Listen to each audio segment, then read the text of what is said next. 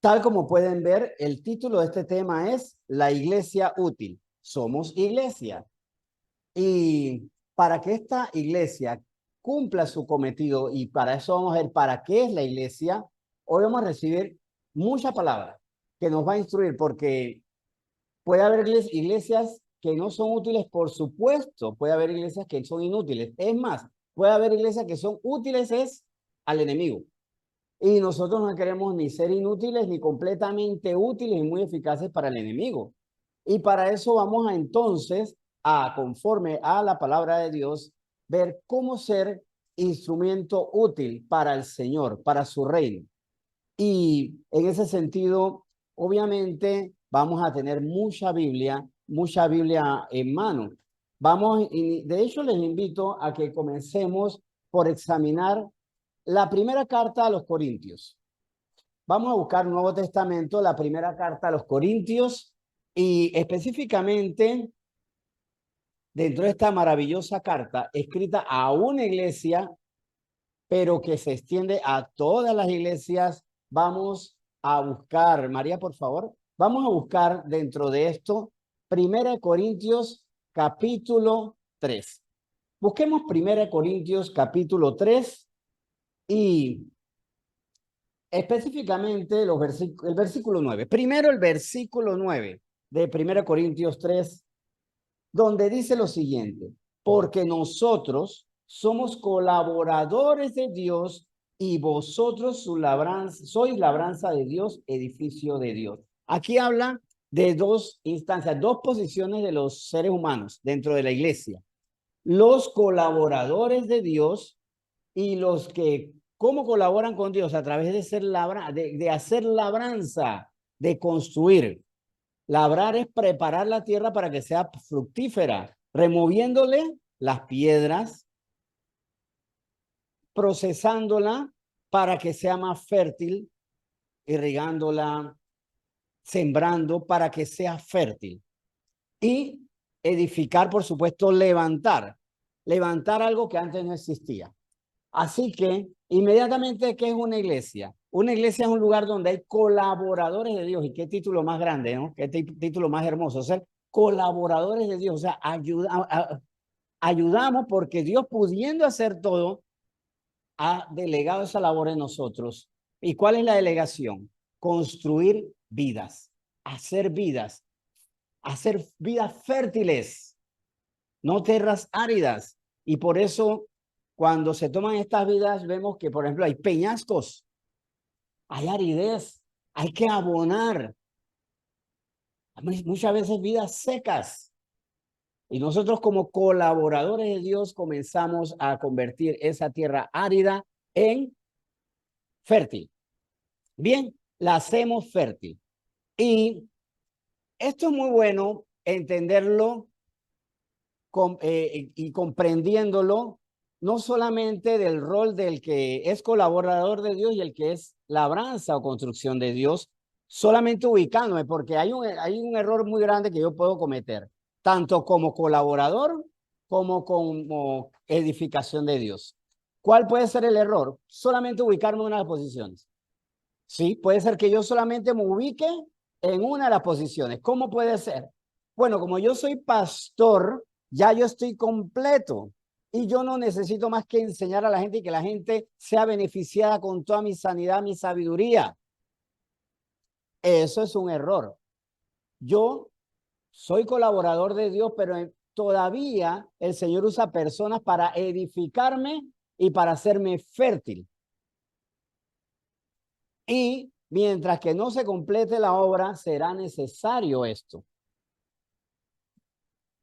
Pero también el otro error es decir, bueno, aquí yo vengo para que me edifiquen, me hagan vida y punto. Vamos a ver conforme a la palabra de Dios, no conforme a mi parecer, si Dios quiere que solamente haya colaboradores que no sean edificados o nuevas edificaciones que no sean colaboradores de Dios. Que la palabra nos convenza e identificarnos si estamos viendo la vida solamente, nuestra vida cristiana, desde la posición de colaboradores sin ser edificados o de ser edificados sin colaborar en la obra de Dios. O si por el contrario, Estamos haciendo las dos cosas. Vamos a ver conforme a las Escrituras. Ahora, esto lo dice en 1 Corintios capítulo 3, versículo 9. Pero ¿cómo se logra? ¿Solamente es iglesia porque hay colaboradores y edificados y terrenos áridos que se convierten en fértiles? En Hechos capítulo 2, vemos que esto es el resultado. Sí, eso somos, pero ¿por qué? ¿Qué hay que hacer? ¿Qué pasos son fundamentales? No podemos saltarlos para ser iglesia útil, con colaboradores eficientes y edificaciones fuertes. Porque el éxito de una iglesia está en que haya fieles colaboradores persistentes en su formación, pero también el seguimiento de las vidas, que amen colaborar, pero también, obviamente, en que haya edificaciones firmes, maravillosamente estructuradas y muy bien levantadas, imbatibles ante las tempestades y las dificultades. Bueno, ¿cómo se logra esto? Hechos capítulo 2, versículos 46 al 47, vemos la siguiente palabra. Y perseverando unánimes cada día en el templo, partiendo el pan en las casas, comían juntos con alegría y sencillez de corazón, alabando a Dios y teniendo favor con todo el pueblo. Y el Señor añadía cada día a la iglesia a los que habían de ser salvos. Lo primero que se destaca, que en una iglesia tiene que haber perseverancia, tiene que haber constancia. ¿En qué? No solamente estar en el templo, porque bien hubiera podido decirse, o mal se hubiera dicho si solamente se hubiera insistido en perseverando cada día en el templo. Pero es que esa perseverancia tiene que ser con unanimidad. Yo puedo tener en el templo diferentes pareceres, diferentes propósitos, diferentes quereres, diferentes objetivos. Están en el templo, pero cada quien por lo suyo. Esto es como, por ejemplo, en los puestos de trabajo. En los puestos de trabajo hay personas que dicen, me pongo la camiseta por la empresa. Hay otras que no se ponen la camiseta por la empresa, se ponen la camiseta por su familia. Otras no por su familia, sino por el dinero para sus ingresos personales, para edificar sus vidas o para malbaratarle los recursos. O sea, en una empresa no necesariamente todos tienen el mismo ánimo. En las familias muchas veces no se tiene el mismo ánimo. Hay familias donde cada quien piensa diferente. Tal vez la madre dice, yo voy a levantar y edificar hijos. Y el papá es más bien por lo suyo. Por lo suyo, por su esposa, por estar en un lugar mientras que descansa para ir después a ver a los amigos. Entre los hijos puede haber diferente parecer. Hay hijos que ven la casa como el lugar donde reciben amor, donde viven el amor. Hay hijos que hasta lo expresan en su lenguaje. Yo no veo el día en que me voy de aquí. Yo me quiero ir de esta casa. O hay hijos, hermanos, padres que viven pensando en el bienestar de los demás. Incluso cuidado que hasta la hora de comer, preparo alimento para todos o para mí solo. Preparo lo que a mí me gusta porque hago alimentos para todos, pero solamente conforme a lo que a mí me gusta y no me pongo a ver si el otro es alérgico, si el otro no puede, si el otro tiene problemas de azúcar, nada de eso. Eso es muchas veces evidencia que no estoy en el sentir de la familia, de las necesidades. Por supuesto, como las familias, como los puestos de trabajo están conformados por seres humanos que tienen diferentes sentir, es obvio que esto también se puede llevar a la iglesia. Pero una iglesia es útil cuando, primero que todo, dice, perseverando unánimes cada día en el templo y partiendo el pan en las casas, compartiendo. Y por supuesto, con actitud correcta. Comían juntos con alegrías y sencillez de corazón. Si en la iglesia hay soberbia, no se está viviendo una iglesia como la revolucionaria que fue la iglesia primitiva, una iglesia revolucionaria que ganó a miles. Es más, nosotros somos lo que somos, claro, primero que todo, a Jesús. Por Jesús es que estamos aquí. Pero en segundo lugar, por la doctrina de los apóstoles, porque ellos enseñaron la doctrina que le enseñó el Señor. Pero también somos el resultado de una iglesia primitiva que era eficiente, era eficaz, que había recibido el poder del Espíritu Santo para hacer cosas grandiosas.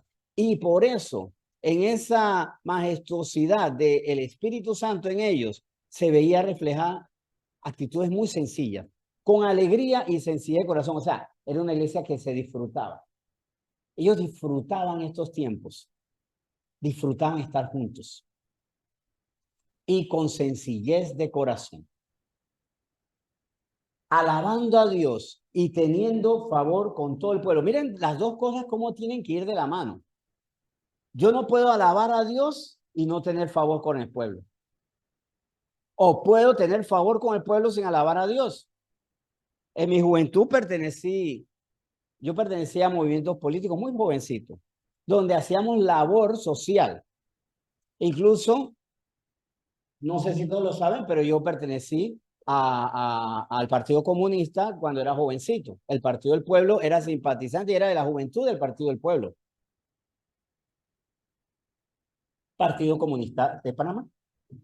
Y nosotros hacíamos mucha obra social, siendo menor de edad. Íbamos a San Sebastián y hacíamos veredas. Allí construimos veredas. Cortábamos el monte para hacer canchas de fútbol, pero nunca alabábamos a Dios, porque obviamente el comunismo es ateo. Eso no puede ser. Y hay iglesias que parecieran como este mismo carácter, donde se hacen obras benéficas, donde se hacen caridad, pero muchas veces no se alaba a Dios. O tal vez se alaba más o se pone más énfasis en los miembros de la iglesia o en los benefactores. Claro que yo le doy gracias a Dios por los miembros que dan, que brindan, que ofrecen, por los colaboradores, por quienes impulsan con recursos, por incluso, por ejemplo, nosotros recibimos hace poco una donación de una ONG. Gracias a Dios por ellos.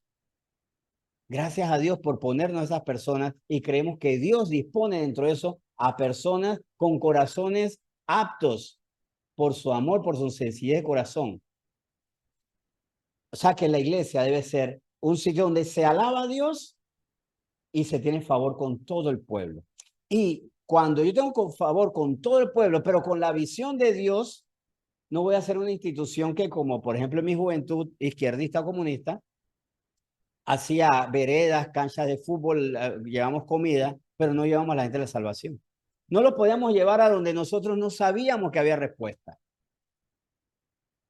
Toda nuestra buena obra, si alabamos a Dios y reconocemos su poder, entendiendo que Él es verdadero y que es verdadera su obra, me debe llevar a tener favor con todo el pueblo diciéndole, este es el Señor, tú lo necesitas como tu Salvador. Te puedo dar dádivas pasajeras, pero no me conformo con eso. Quiero que recibas la eternidad por creer en Cristo Jesús. Esa es la iglesia perfecta, la que alabando a Dios dice, quiero salvar a la gente. Insisto, quiero salvar a la gente. A seres amados, conocidos, no muy conocidos y por supuesto a los enemigos. Luchamos por salvar a nuestros enemigos. Miren, es la mejor lucha. Muchas veces los cristianos dicen, pues yo para qué quiero que se salve un enemigo. Compañero, compañera, el enemigo que se convierte en la mejor bendición para su vida. ¿Para qué yo quiero compartir esos criminales? Primero que todo, recuerden que la instrucción dice, y la reciben los criminales conversos, el que robe, no robe más. Es más, dele a los demás. Devuelva. Haga la diferencia. Váyase contra corriente de la vida que llevaba hasta ahora. Y cuando esta iglesia persevera unánimes en un solo sentir, preguntándole al Señor, ¿qué quieres? En el templo, cuando esta iglesia parte el pan en las casas comiendo con alegría y sencillez de corazón, cuando esta iglesia alaba a Dios y tiene favor con todo el pueblo, es una iglesia pero tan útil que ¿qué es lo que termina diciendo el versículo 47, perdón? El Señor añadía cada día a la iglesia los que habían de ser salvos. Esa es la iglesia eficaz porque la iglesia vino aquí para dar salvación. Para eso está la iglesia, porque la iglesia es el cuerpo de Cristo, ¿cierto? La cabeza de Cristo. ¿Y Cristo para qué vino? Para salvar, para rescatar. Así que esta iglesia es el cuerpo de Cristo en esta región, en esta porción de tierra. Y para los que escuchan de Santiago y de Coclé, Penonomé, para hacer salvación en esas tierras, en esos lugares, en nuestros barrios, en nuestros puestos de trabajo, en nuestras escuelas. Estamos llevando salvación, pero vuelvo y repito, estamos unánimes. ¿Y sabe qué es lo que le da la unanimidad a la iglesia? No solo permanecer orando en el templo, sino escuchando en el templo. Porque la oración no es solamente hablar y entrego, allá va eso, allá va eso. La oración plena es la que es transformada por la voz del Espíritu, que nos dice, estás pidiendo esto, pide correctamente. Puede ser que lo que estás pidiendo es un disparate o está bien, pero todavía no has dado en el blanco. Tal vez eres como Ana. ¿Por qué Ana quería tener hijos? Porque tenía una competencia con Penina. En 1 Samuel lo vemos. Estaba bien que ella tuviera hijos para no sufrir la afrenta de Penina y para ser una mujer delante del Cana. No, estaba bien que ella tuviera hijos para honrar al Señor. Cuando ella orando se enfoca, y vemos que se enfoca porque en esa oración le dice al Señor que le entrega a su hijo. Miren, la mujer que primero tenía pesar porque Penina se burlaba de ella y le reprochaba y le echaba en cara que ella sí era fértil y Ana no. Y teniendo en cuenta por lo que se escribe en 1 Samuel, que ese era como el leitmotiv, el centro de su queja, vemos que evidentemente cambia su parecer. Y puede ser que eso es lo que pase con nosotros. Por ejemplo, voy a estudiar una carrera y yo le digo, Señor, yo quiero orar por esta carrera para así tener coches, tener ropa, para lucirme delante de las chicas. Y el Señor le cambia el corazón y dice, no, es para que hagas lo correcto en esa profesión. Entonces, hay oraciones que tienen buenos objetivos, pero malos propósitos. El objetivo es correcto, pero los propósitos que usted tiene para eso están equivocados. Pero ¿cuándo cambia esto? Cuando unánimes en oración, en la iglesia, por lo menos en el colectivo, todos escuchamos al Señor. ¿Por qué? ¿Por qué posiblemente algunos querían levantar una iglesia? Bueno, evidentemente había un problema que ellos todavía no comprendían en Hechos 42, que era para ganar el mundo. De hecho, ustedes se ponen a ver que cuál es el primer milagro poderoso. ¿Cuál es en cuando el Espíritu Santo llena de poder a la primera iglesia? ¿Cuál fue el primer milagro que ocurrió? ¿Cuál fue? ¿Ah? A hablar en lenguas. A hablar en lenguas. Pero ¿en qué? La lengua de los cretenses, la lengua de todas las personas que estaban ahí. Ese milagro ya manifestaba la voluntad del Espíritu Santo. Es hablen a todas las naciones, a los gentiles. Y habiendo recibido el milagro, habiendo manifestado el poder, todavía ellos no analizaban por qué el Señor quiso que habláramos del Evangelio en todas las lenguas, para llegar a todas las naciones. Y aunque ellos estaban unánimes, miren, esto es curioso, ¿no? Nuestra iglesia puede estar unánime y puede comenzar a hacer cosas y a cumplir la voluntad de Dios. No sé si no nos sintamos mal si en ese proceso decimos, ¿por qué si hubo un avivamiento total en la iglesia, no arrancamos de una vez? Porque en el proceso a ellos les tocaba luego obedecer completamente la voluntad de Dios y era ir hasta lo último de la tierra. Esta iglesia primitiva decía, vamos a fortalecernos en Jerusalén. Pero solo con la unanimidad del Espíritu y entendiendo los tiempos, ellos iban a poder cumplir con esa misión. Bien, entonces, esta iglesia tiene poder, esta iglesia es efectiva.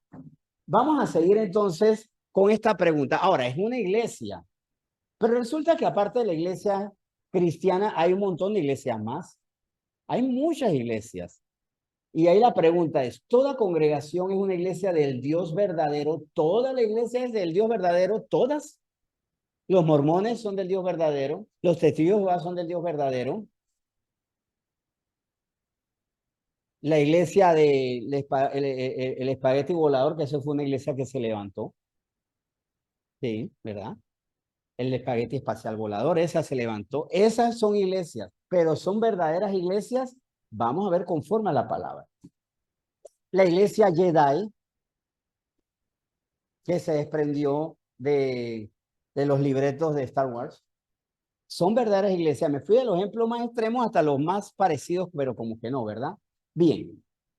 En Mateo 16, vamos a ver si nuestra iglesia es verdadera o no. Esto es importante, porque tal vez usted se ha hecho esa pregunta. Yo estoy en la verdadera iglesia. ¿Esta iglesia es de verdad o es una herejía? ¿Es un error? ¿Está Elsie de Ujiera allá afuera? Bien, Mateo 16, sí, no te preocupes, dale.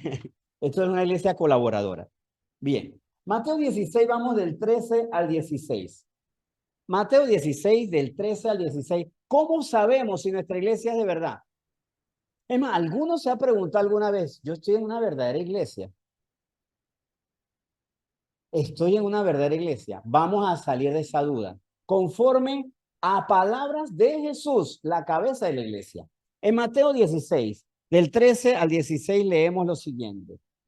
Viniendo Jesús a la región de Cesarea de Filipo, preguntó a sus discípulos, diciendo, ¿quién dicen los hombres que es el Hijo del Hombre? Ellos dijeron, unos Juan el Bautista, otros Elías y otros Jeremías, o algunos de los profetas. Él les dijo, ¿y vosotros quién decís que soy yo? O sea, eso es lo que dicen afuera. Ahora ustedes, discípulos, ¿quién decís que soy yo? Respondiendo Simón Pedro dijo, tú eres el Cristo, el Hijo del Dios viviente. O sea, ¿qué se decía de Jesús? ¿Cómo se dice ahora? Algunos decían es Elías, otros que es Jeremías, o algunos de los profetas que es Juan el Bautista. Juan el Bautista era el que iba a presentar al Mesías.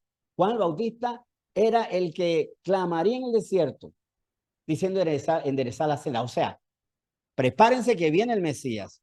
Había personas que decían, Jesús no es Jesús, Jesús es el que va a presentar, Jesús no es el Mesías, Jesús es el que va a presentar al Mesías. Bueno, eso es lo que se dice afuera. ¿Cómo se dice ahora? Muchos que dicen, Jesús fue un buen profeta, Jesús fue un brillante estudiante del budismo o del hinduismo, que los años perdidos se fue a la India. Jesús fue un hombre muy sabio, excelentemente intencionado.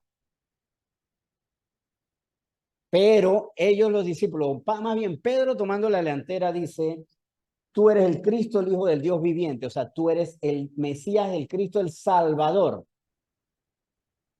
Ok, muy bien. ¿Cuál es el resultado de esta declaración de fe? ¿Cuál es el resultado de confesar, a diferencia de lo que piensa otra gente? No eres un buen maestro solamente, no eres solamente un buen hombre intencionado, no solamente eres el hijo del carpintero, eres el hijo del Dios viviente. Bueno, conforme a esto, y lo vamos a ver en pantalla, por favor, María, vamos a ver en pantalla cuál fue la respuesta de Jesús en el momento que escucha a Simón Pedro decir, tú eres el Cristo, el hijo del Dios viviente. Pues resulta, y como vemos en los versículos 17 al 18, entonces le respondió Jesús, bienaventurado eres, Simón, hijo de Jonás, porque no te lo reveló carne ni sangre, sino mi Padre que está en los cielos. Y yo también te digo que tú eres Pedro, y sobre esta roca edificaré mi iglesia, y las puertas del Hades no prevalecerán contra ella. ¿Sobre qué era lo que se levantaba? Yo sé que es muy común esta afirmación que dice que la iglesia está levantada sobre Pedro. Y es el principio del catolicismo que, bueno, que ellos tenían el primer papa, que es Pedro.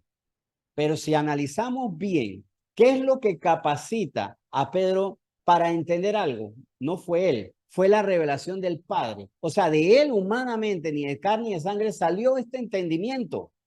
El Padre le muestra a Pedro que este es el Mesías. Y sobre esto, este es el Mesías, sobre esto se levanta. Primero, ¿por qué? Porque la piedra angular es Jesús y la roca de la iglesia, la base de la iglesia, bien lo escribió Pablo a los Corintios, es Cristo. Y nadie puede poner otro fundamento, otra roca, si no es Cristo.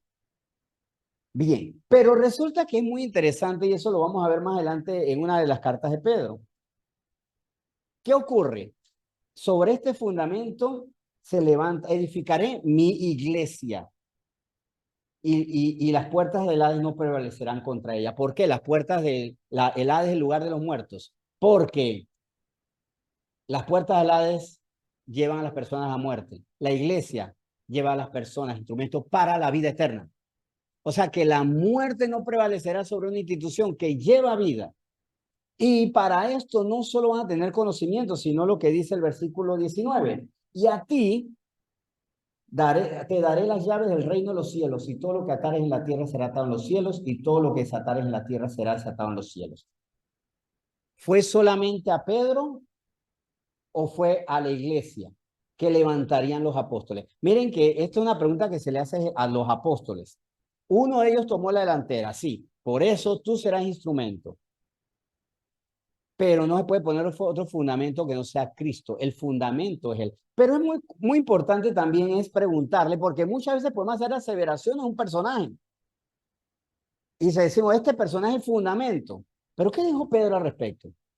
Vamos a 1 Pedro 2. Pedro alguna vez dijo, yo soy el fundamento, yo soy la roca, yo soy el único, yo soy el colaborador de Dios y punto. Pues en 1 Pedro 2 vamos a ver ser un versículo muy interesante. Y miren, recuerden, al que muchas veces le dicen, él es el fundamento, él es el fundador de la iglesia, él es el pilar, o sea, Pablo no, ni los apóstoles, más cuando la iglesia crecía en la doctrina no de Pedro, sino de Pedro y los apóstoles, la doctrina de los apóstoles. Vemos en 1 Pedro 2:9, palabras de él. Mas vosotros sois linaje escogido, real sacerdocio, nación santa, pueblo adquirido por Dios, para que anunciéis las virtudes de aquel que os llamó de las tinieblas a su luz admirable. Por eso, sobre la iglesia no está el poder de las puertas del Hades. Porque al llevar a las personas a la luz admirable, estamos llevándola a la salvación.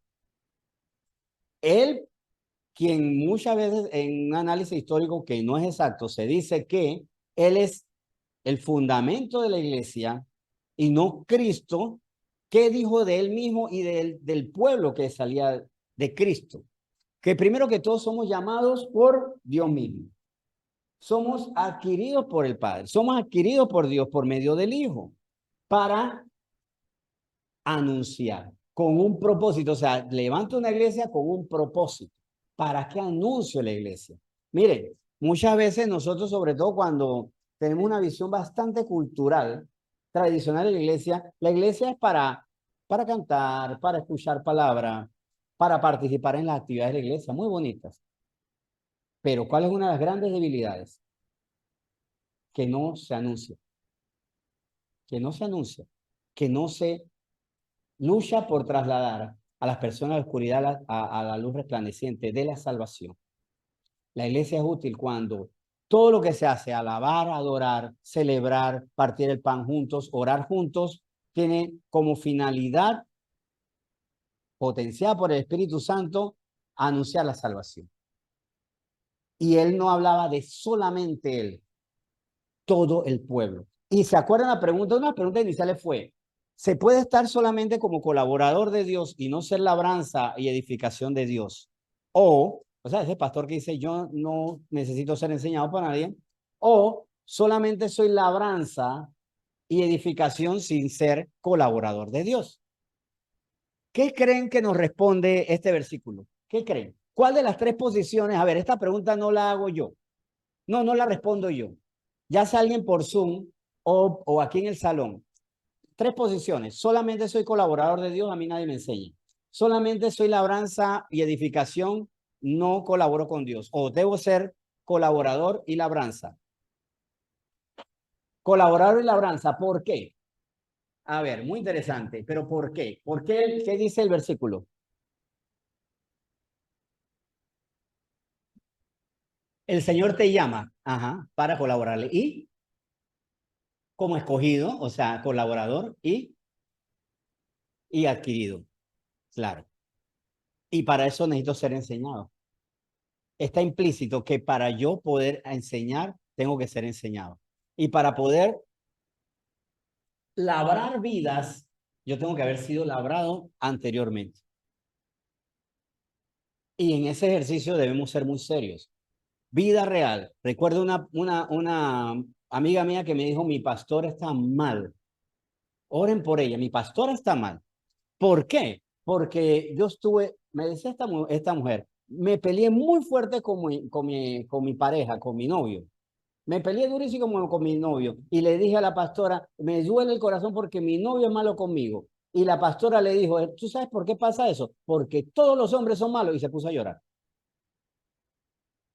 Vida real. Y la pastora se puso a llorar diciendo, todos los hombres son malos. Obviamente, ¿cómo iba a sacar piedras de dureza, de infertilidad en ese corazón de esa mujer si ella misma estaba dolida? Y qué triste fue escucharse, oren por mi pastora. Está mal. Nosotros tenemos que ser labranza del Señor al mismo tiempo. Porque uno le puede decir a la persona, deja esa relación ilícita si yo no puedo dejar las relaciones ilícitas que tengo. Yo no puedo decirle a la persona, deja de hablar como hablas, si miren cómo yo hablo, con impurezas, con mentiras. Así que como pueblo adquirido por Dios, Dios ¿qué hace con lo que adquiere? Lo forma. Yo adquiero una tierra y comienzo a labrarla, a trabajarla. Y para eso pongo a mis colaboradores. Y construyo, o sea, compro el edificio y comienzo a construir. Construyan sobre Cristo. Así que tú necesitas colaboradores. En ese sentido, examinemos cómo estamos nosotros. ¿Estamos en una posición, estamos en la otra, estamos en las dos? O posiblemente también hay una cuarta realidad, que no esté ni una ni la otra. Y escucho y no soy labrado por la palabra de Dios. Y como no soy labrado por el Señor, tampoco puedo colaborar con Él. Completamente vacío. Y de eso hay mucho en el cristianismo, que la palabra no les hace nada. Hay personas que la palabra no le hace nada o hace casi nada.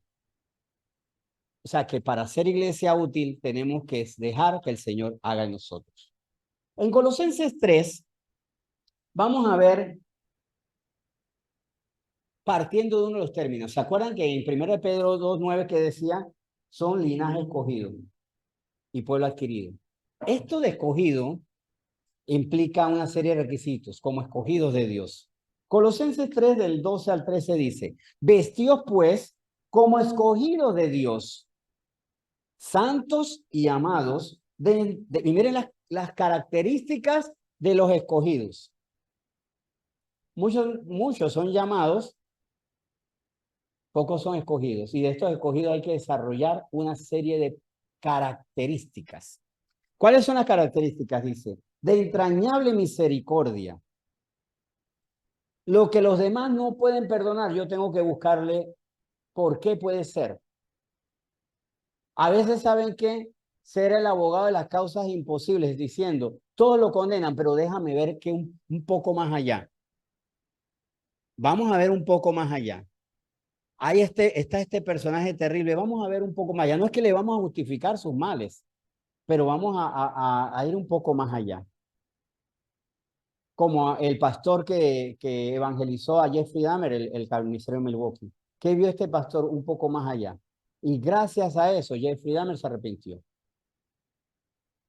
Gracias a eso fue bautizado. Gracias a eso confiamos, creemos que sí un arrepentimiento genuino por su lenguaje, por testimonios que hay, y fue salvo. Debemos tener entrañable misericordia. Y por eso es que yo le digo, ¿qué ustedes harían? Y piensen en este momento en la última persona que ustedes quisieran evangelizar. Piensen en la persona más dura que más daño le ha hecho. La persona que le ha tratado de destruir la vida, o tal vez se la destruyó en un momento dado. Y el Señor le dice, evangeliza a esa persona y que se convierta. Quien le robó, quien le despojó, quien le golpeó, quien le destruyó. Quien es de entrañable misericordia va a esa persona y la evangeliza. Como el testimonio de Richard Wurmbrand, que él evangelizó a los soldados que lo golpeaban. Lo torturaban y él oraba por ellos y los terminó evangelizando. Así debemos ser. De benignidad, de humildad, de mansedumbre, de paciencia. Aquí habla de una serie de atributos. ¿Saben qué? Como escogidos de Dios, tenemos que dejar toda malignidad, toda malicia, todo rencor. El cristiano no puede tener rencor. Y para eso debemos limpiarnos confesando nuestros pecados, porque ¿qué dice 1 Juan 1:9? Si confesamos nuestros pecados, sabemos que Dios es justo y misericordioso para perdonar nuestros pecados y limpiarnos de toda maldad. No solamente te perdono, sino que te voy limpiando de ese rencor, de ese odio, de esa malicia que tú tienes, entregándole todos los días el corazón al Señor.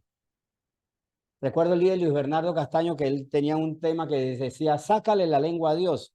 Y la gente decía, ¿cómo le vas a sacar la lengua para que te la purifique? Que el Señor te limpie su lengua. Claro, ustedes que conocen al líder Luis Bernardo, ese estilo muy folclórico y muy alegre de él, decía, sáquenle la lengua a Dios para que se la limpie. Confiese y anhele tener esa transformación. Soportándonos unos a otros. En la iglesia tenemos que soportarnos, sí. Que no todos tienen los mismos hábitos, sí. Que no todos tenemos el mismo parecer, sí. Como le dije a María hace un par de días que estuve en el hospital, no había ni llegado, ya me regañaron. Sí. ¿Por qué? Porque hay algo que todavía no descifro, que muchas veces las personas muy esquemáticas yo las saco de quicio. Por alguna razón que todavía no comprendo, porque yo me miro y me digo, pero qué lindo, ¿no? Pero sin embargo a las personas esquemáticas o a las personas que son, termino sacando de quicio, las enojo. Y dice, no hay ni llegar al hospital y prácticamente ya me están regañando.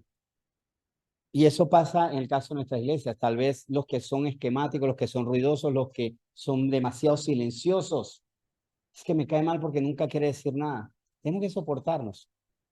Soportar no quiere decir me gusta lo que haces, pero lo soporto porque tengo entrañable misericordia. Bien, soportando unos a otros y perdonándoos unos a otros si alguno tuviera queja contra otro. Si alguno tiene queja contra mí, por favor, dígamelo para yo pedirle perdón. Por favor, pídamelo para pedirle perdón. Deme la oportunidad de pedirle perdón. Pero también, si alguien ha hecho algo contra mí, debo decírselo. De la manera que Cristo os perdonó, así también hacerlo vosotros. ¿Yo por qué tengo que estar perdonando? Oye, después lo que te perdonó el Señor, ya todos estamos con la obligación de perdonar. Y versículo 14, y esto me gusta, y sobre todas estas cosas, vestidos de amor, que es el vínculo perfecto. Recuerden que entre los seres humanos hay vínculos, lazos, pero muchas veces los lazos son el interés, la conveniencia, claro, por supuesto. Hay un vínculo de molestia, de obligación. Yo me vinculo con otra persona porque me toca vincularme con otra persona. Pues para el Señor no. El vínculo perfecto es el amor. Y el amor no es una emoción, es una decisión. Yo no puedo decir a una persona, yo te amo, solamente porque me generas emociones. Es más, hay personas que yo la amo por decisión. ¿Y cómo la amo? Buscando el bien de esa persona. Y tal vez hay personas que dicen, yo no creo que mi pastor me ame o el quien está aquí en casa me ame. Si estoy procurando su bien, quiero lo mejor para usted, le estoy cuidando. Y eso lo digo porque sé que ustedes también lo hacen con otras personas. Cuido de ti, te digo la verdad, te guardo de mal, te proveo en todo lo que necesites. Porque me conviene, no, porque te amo, porque quiero lo mejor para ti. Ese es el amor, porque ese es el amor que Dios tiene para con nosotros. Y cuidar que ese sea el vínculo perfecto. Vamos a ellos dos nuevamente a examinar un versículo que leímos hace poco, pero aquí destaqué con letras más grandes palabras claves. Ya la había destacado, pero para recordarlas. Hechos 2:47, en un tipo de letra más grande puse alabando a Dios. La iglesia útil es la que alaba a Dios. Nunca se queda con créditos y siempre pone a Dios en el primer lugar, teniendo favor con todo el pueblo. Ya lo habíamos visto, o sea, todo el pueblo, pero aquí yo hubiera podido destacar con letras mucho más grandes con todo el pueblo, no solo con los creyentes. Podemos caer en algo que es de la coinonía. Coinonía es el término griego de compañerismo a una forma en que se ha escrito que es la coinonitis, la afición a solamente tener amistad con la iglesia y solamente querer el favor de la iglesia. Claro, procurar el bien de la iglesia primero, pero primero quiere decir no punto final, tener el favor con todo el pueblo. Estamos orando porque todo el pueblo está aquí, pero todo el pueblo está en el Cucuy también, donde se ha evangelizado también, donde se ha hecho mucho. Todo el pueblo está en Penonomé, todo el pueblo está en Veraguas. Debemos tener favor con todo el pueblo. Y estamos orando fervientemente para que el Señor nos permita llegar a este pueblo, para llegar. Y de hecho hoy se lo estaba preguntando al Señor, pero ¿cómo? O sea, está orando, pues. Señor, ¿cómo? Porque tenemos una responsabilidad con nuestro entorno. Tenemos una responsabilidad con el país, de hecho, teniendo favor con todo el pueblo, pero siempre dependiendo de Dios, al Dios que alabamos. Para que el Señor, y el Señor añadía, recuerden, el Señor añade.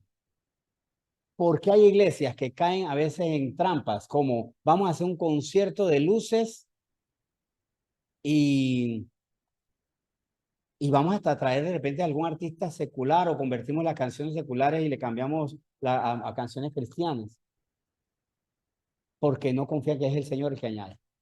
Hacemos tanta estrategia humana que no confiamos que el Señor añade. ¿Cómo se me ocurre para jóvenes hacer un tiempo de adoración, de oración? Y si el Señor nos dice, ¿tú quieres atraer jóvenes? Sí, sí, para eso yo tengo pensado una noche de burbujas y un after party cristiano, una cristoteca y todo. Convócalos a orar. Que los jóvenes no son así, pero el Señor añade. Y tal vez hay estrategias que en nuestro entendimiento se quedan como que son imposibles. ¿Quieres atraerlos? ¿Quieres hacer esto? ¿Quieres con los adultos hacer esto? ¿Qué festivales más nos inventamos? Preguntarle al Señor cómo Él añade. Pero ¿a quién añade? A la iglesia que es unánime perseverando en el templo. Como dije la semana pasada, sí, hay personas que dicen, yo no necesito ir a la iglesia porque tengo un vínculo tan directo y personal que para Dios dice, mejor no vaya a la iglesia porque todo lo demás me estorban, esto es conmigo y contigo. O sea, las cosas que nos inventamos, por supuesto que no es así. El Señor reitera, no dejen de congregarse, no dejen de estar juntos. De hecho, el no querer estar con otros es alarmante. ¿Por qué no quiero estar alrededor de otra gente? Y lo digo por experiencia personal. Si algo me sacó el cristianismo fue del ostracismo, del aislarme, porque algo que yo amaba era estar solo. Dos para mí era multitud. ¿Y saben por qué era? Porque al final de cuentas no había sanado mi corazón con respecto al prójimo. Había cosas del prójimo que me molestaban y no las perdonaba. Y por eso mucha gente prefiere no congregarse para no exponerse a su propio corazón que todavía no está sano. ¿Por qué muchas personas dicen, prefiero salvar a los animales antes que las personas? Y eso nuevamente me ubico. Por mucho tiempo yo preferí salvar tortugas marinas e invertí mis recursos en salvar tortugas marinas, mucho esfuerzo en salvar tortugas marinas, pero no me importaba las personas. Porque dentro de mis argumentos era, hay que salvar a las tortugas marinas, porque la gente es mala, perversa y destructora de las tortugas. Como la gente no sirve para nada, hay que salvarla. Eso hablaba de un corazón insano y cuidado con esas personas que protegen animales, pero no aman al prójimo. No es que esté en contra de los protectores animales, pero protegerías igual a los seres humanos. O te acoges mucho a esa frase que el mejor amigo, o sea, no hay más nadie noble que mi perro. Lo estoy súper parafraseando. No es por ahí, pero por ahí, por esa idea. Ajá. Ajá, más cuando el Señor dice que vale más que cualquier animalillo, que cualquier ave del campo, dice el Señor. Pero nosotros no le damos ese valor al ser humano. Y le doy más valor a los animales, a la vegetación, a la madre tierra, pero no a la gente. ¿Verdad? Eso es completamente cierto. Gracias por el aporte. Entonces, cuando tenemos una iglesia así, que pone en primer lugar al Señor, ora, pide la voz del Señor, se soportan unos a otros. No es que me parezca maravilloso lo que tú haces, me parece maravilloso el amor que Dios tiene por ti en mi corazón. Dios me ha puesto un amor por ti en mi corazón, porque carnalmente jamás te soportaría. Y estoy seguro que tal vez incluso en la iglesia actual donde estamos, muchos carnalmente no me aguantarían, porque todos tenemos idiosincrasias a veces difíciles. Pero vuelvo y repito, el Señor añade a la iglesia dócil, que alaba, que se rinde, que toda la gloria le da a Dios, que está dispuesta a soportarse unos a otros y que tiene favor con todo el pueblo, porque todo esto que el Señor está formando en esta iglesia es para que la gente lo vea. Todo lo que el Señor está formando no es para que nos deleitemos en esto, es para que la gente lo vea y para que pregunten y para que nosotros alabando a Dios digamos, esto es por el Señor que hace estas cosas. Y por eso es bueno también leer esta advertencia necesaria. Hay una advertencia necesaria que vamos a ver aquí conforme a 1 Corintios 3. Habíamos empezado el tema con 1 Corintios 3:9, ¿verdad? Cuando hablamos de los colaboradores de Dios y la labranza y construcción de Dios. Pues para esto, Pablo le dice a los corintios desde el versículo 1 al 4 primero de 1 Corintios 3. De manera que yo, hermanos, no pude hablaros como a espirituales, sino como a carnales, como a niños en Cristo. O sea, obviamente le está hablando a la iglesia. Os di a beber leche y no vianda, porque aún no erais capaces ni sois capaces todavía. Es una iglesia que está buscando al Señor, pero todavía no era capaz. ¿Por qué no era capaz? Bueno, porque aún sois carnales. Porque aún sois carnales, pues habiendo entre vosotros celos, contiendas y disensiones, no sois carnales y andáis como hombres. Si ustedes hay celos, contiendas, peleas. Tú vas a ver, tú me la debes. Eso es carnalidad. Porque diciendo el uno, yo ciertamente soy de Pablo, el otro, yo soy de Apolos, no soy carnales. Esa es otra forma. No, yo soy ministerio de jóvenes, para que sepa. Yo soy damas, ministerio de damas. Ahí vemos el ejemplo, ¿verdad? Del ejemplo de lo que no haces, ¿verdad? Pero de la que las hay, ¿sí o no? Yo soy damas. O cuando colaboro. Ajá, no colaboro con jóvenes porque soy dama, no colaboro con damas porque yo soy los jóvenes. O aquí llegó Senti y San Miguelito dándose golpe pecho. Competencia puede haber incluso entre sedes. Puede haber competencia entre sedes. Llegaron los de San Miguelito. Llegó Penonomé. Abran paso, abran cancha. Estas son disensiones. O a veces entre incluso pastorales. Yo soy de mi líder tal. No, no de usted no es del líder ni del pastor tal, es de usted, es de Cristo. Mi líder es el máximo. Cuidado con la adoración, con el respeto. Dice 1 Pedro 3 del 5 al 7. ¿Qué pues es Pablo y qué es Apolos? Servidores por medio de los cuales habéis creído, y eso según lo que a cada uno concedió el Señor. Yo planté, Apolos regó, pero el crecimiento lo ha dado Dios.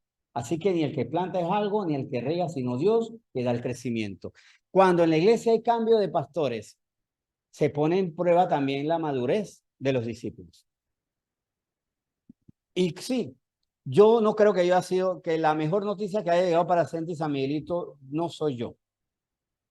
Y en muchos sentidos estoy a la sombra de otros pastores que han llegado aquí. Pero cuidado que de repente entonces siempre doy esas comparaciones. Nunca como el líder tal. Puede ser. Pero el Señor, pudiendo haber dejado un pastor aquí, se lo llevó porque el Señor es el que hace los traslados para probar también nuestra madurez. Imagínense, y si así había gente que teniendo a Pablo decía, no, yo no soy de Pablo. O sea, Pablo, el apóstol de las naciones, ¿quién más brillante? Decía, no, prefiero ser Apolos. Pablo jamás le dije, ustedes no saben quién soy yo. Ustedes no saben que a mí me evangelizó mismo Jesús. Jesús resucitado me evangelizó a mí. Apolos no. Pablo tenía muchísimo de qué jactarse, pero todo lo consideraba como basura, pero a veces nosotros no. O sea, lo que es, no importa. Por supuesto, eso habla también de nosotros como madurez, cómo a veces humanizamos demasiado los roles en la iglesia o cómo nos humanizamos a nosotros cuando le decimos, pero razones tengo para tener rencor.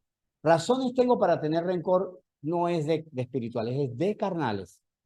Porque Jesús hubiera podido decir, yo no tengo por qué estar en esta cruz porque razones tengo para un ejército de ángeles acabe con todos aquí.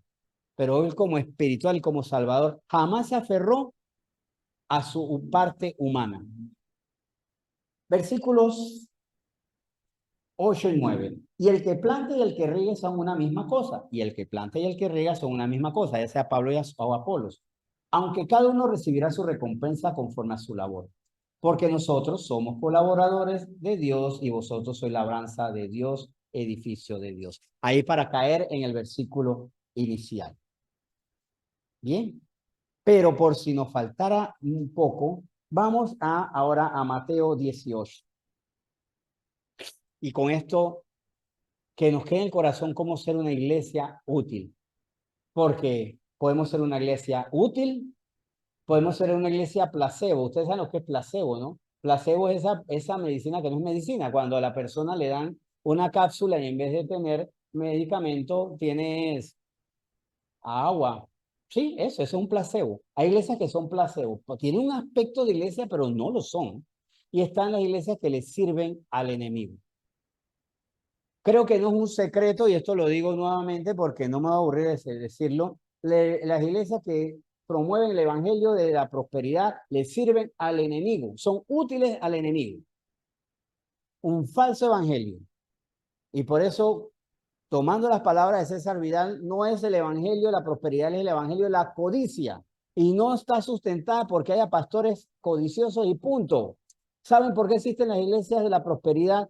Porque hay pastores codiciosos y discípulos muy codiciosos. Porque codician el dinero, las posesiones. Y por eso ponen sus recursos como otros le ponen los recursos a la lotería o al casino. No hay mucha diferencia. En Mateo 18, 19 al 20, vemos lo siguiente. Otra vez os digo que si dos de vosotros se pusieran de acuerdo en la tierra acerca de cualquier cosa que pidieren, les será hecho por mi Padre que está en los cielos. Porque donde están dos o tres congregados en mi nombre, ahí estoy yo en medio de ellos. La iglesia la hace la cantidad de gente, no. Con dos o tres, ya tenemos una célula que es iglesia. Pero bueno, la otra, están en medio de ellos en un gran templo, entre pilares, rodeados de mármol. El Señor no especifica en qué lugar, porque el lugar no es lo importante. Puede ser bajo un árbol, puede ser en el monte, puede ser en un gran templo, como puede ser una iglesia pequeña. De hecho, tan pequeña que quepan dos o tres. O sea que con esto ya hemos superado porque ahora mismo no somos dos o tres. Cuando el Sentin San Milito Convención eran dos, que no, con dos aspirando a que fueran tres. Era el sueño, ¿verdad? Porque la iglesia original era él y Elsie. ¿Sí o no? Bueno, y decían, cuando llega el pastor somos tres. A raya ahí cumplimos los tres. Pero hay iglesias que han comenzado con dos. El pastor y el discípulo solamente. Bien, no es la cantidad, es la unidad. Pero ¿pidiendo qué? Pidiendo al que está en los cielos. ¿Y qué dijo Jesús en la oración del Padre Nuestro? Padre nuestro que estás en los cielos, santificado sea su nombre, hágase tu voluntad en la tierra como en el cielo. O como también otra traducción, que se haga la voluntad de los cielos aquí en la tierra. Cuando dos o más en unanimidad, se poniéndose de acuerdo, y para ponerse de acuerdo tienen que conocer cuál es la voluntad de Dios, se ponen de acuerdo, pasan cosas, se convierte en iglesia útil. La unidad, ¿qué queremos? ¿Qué es lo que queremos? Hacer lo que Dios dice. ¿Y cuál es la voluntad de Dios? Hagan discípulos hasta lo último de la tierra.